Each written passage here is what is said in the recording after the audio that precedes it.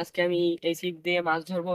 তো চলুন দেখা যাক কিভাবে মাছ ধরি, আসেন। তার জন্য নিয়ে নিয়েছি আটা আর ভাতের মার বা ফ্যান, আর একটু পরিমাণে খাদ্য, পোলট্রির খাদ্য নিয়ে নিয়েছি। নিয়ে এগুলো সুন্দরভাবে মাখিয়ে নেব। একেবারে নরম করা যাবে না।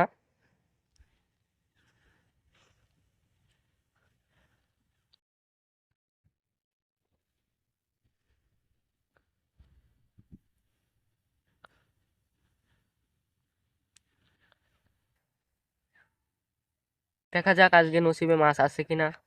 দেখতে পাচ্ছেন একেবারে নরম হয়ে গেছে, এই জন্য আমি আর একটু আটা নিয়ে নিই। তো আমার মাছের টোপটা বানানো হয়ে গেছে, দেখতে পাচ্ছেন কত সুন্দর হয়েছে। এইবার এইবার এই পোলট্রির খাদ্যগুলো যেখানে টিপটা ফেলাবো সেখানে দিয়ে দিই।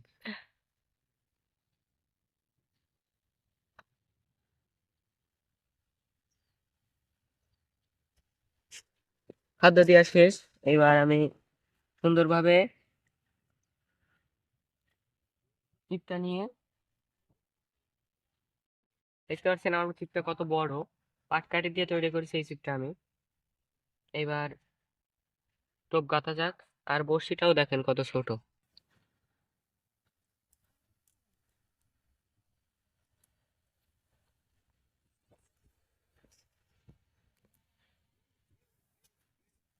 এবার টোপটা গেঁথে নিই।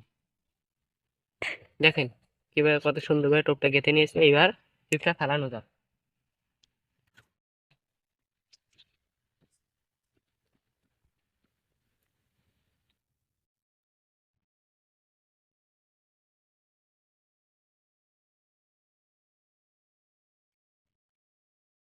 আহ, দেখুন কত সুন্দর পুঁটি মাছ। এবার মাছটা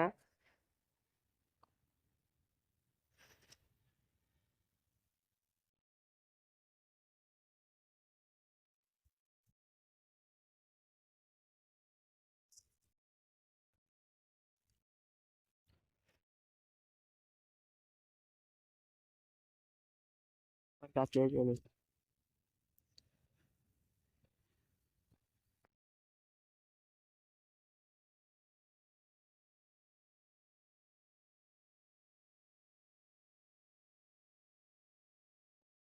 খেয়ে ফেলছে। এবার আবার গাঁথি দিয়ে রাখলাম, দেখি কি হয়। মাশাআল্লাহ, মাশাআল্লাহ, মাশাআল্লাহ। তো এবারও উঠলো, এই দেখুন পুঁটি মাছ। এটা হচ্ছে মধ্যম সাইজের পুঁটি মাছ। হওয়ার পরে যে কত ভালো লাগে। যারা ছিপ দিয়ে, বড়শি দিয়ে আর অন্যান্য জাল দিয়ে যারা মাছ ধরেছেন তারাই জানেন যে। তো আর একটা উঠলো, এটা অনেক বড় দেখতে পুঁটি মাছটা, দেখুন।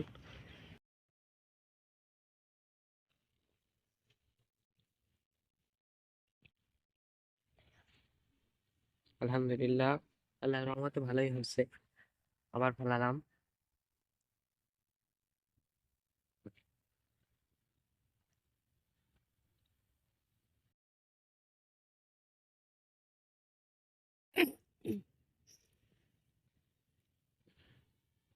খেয়ে যাচ্ছিল কিন্তু আমি তুলে আনছি।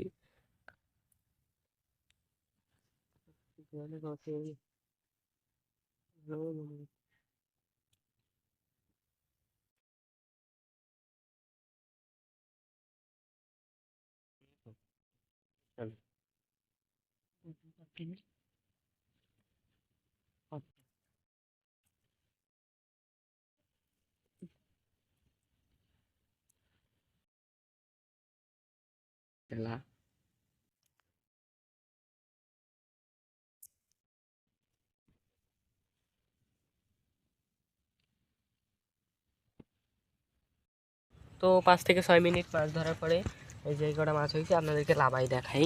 এই পাশে এদিকে দেখাবো।